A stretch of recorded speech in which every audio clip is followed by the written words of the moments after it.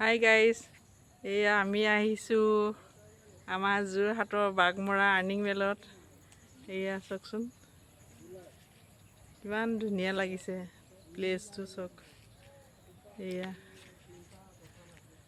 আমি অহা দেৰি হ'ল, ফটো মাৰিলোঁ, ভাবিলোঁ এতিয়াহে ভিডিঅ' এটা কৰোঁ বুলি এয়া কৰিছোঁ।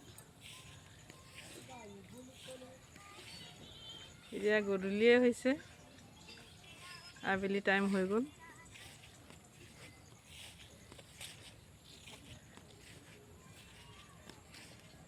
বহুত ভাল লাগিছে ব্ৰহ্মপুত্ৰ নদীৰ কাষৰীয়া। এইজন আমাৰ কি কয় যাদৱ তাইনে পায়েং আছিলে, যাদৱ দা অসমৰ বিখ্যাত গছপুলি ৰোৱাত। তেওঁ এয়া কি কৰি আছে চাওক।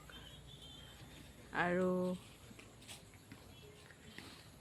মানুহ বহুত আহে ইয়ালৈ, আমিও আগতে আহিছোঁ কিন্তু ভিডিঅ' চিডিঅ' বনোৱা নাই, এতিয়া ভিডিঅ' বনালোঁ আজি। এইটো কি হয় আপোনালোকে জানেনে?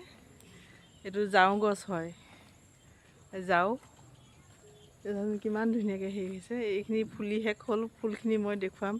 ফুলখিনি হেৰি কি কয়, এইখিনি এতিয়া গুটি লাগিলে, এয়া চাওকচোন গুটি লাগিলে। ফুলখিনি অলপ বেলেগ, ফুলখিনি দেখাম।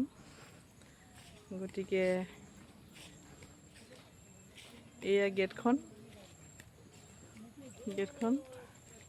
ইয়াত মানুহ বহুতেই আহে চাবলৈ, অহা যোৱা কৰে। গতিকে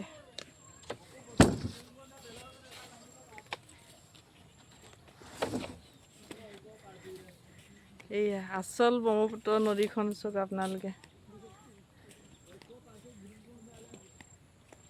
এইয়া দাদা নাৱত কি কৰিছে নাজানো, কিন্তু মেইন ব্ৰহ্মপুত্ৰ নদীখন এইখন হয়।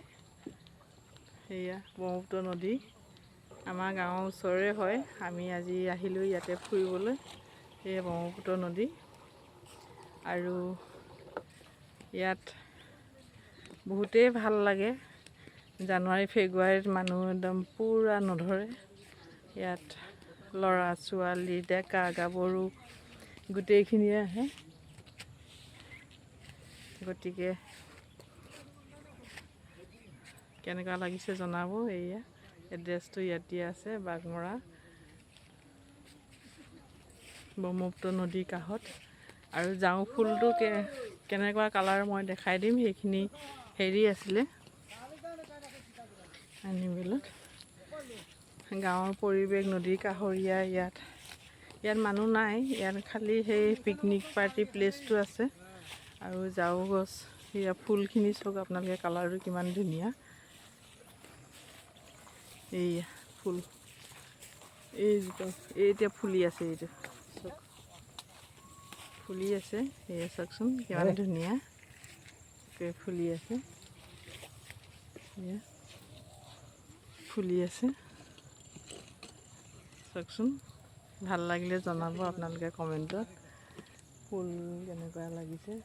ফুল দুজোপামান লৈ লওঁ, ফটো মাৰিম। ইমান ধুনীয়া কালাৰ ফুলিছে নহয় চাওকচোন।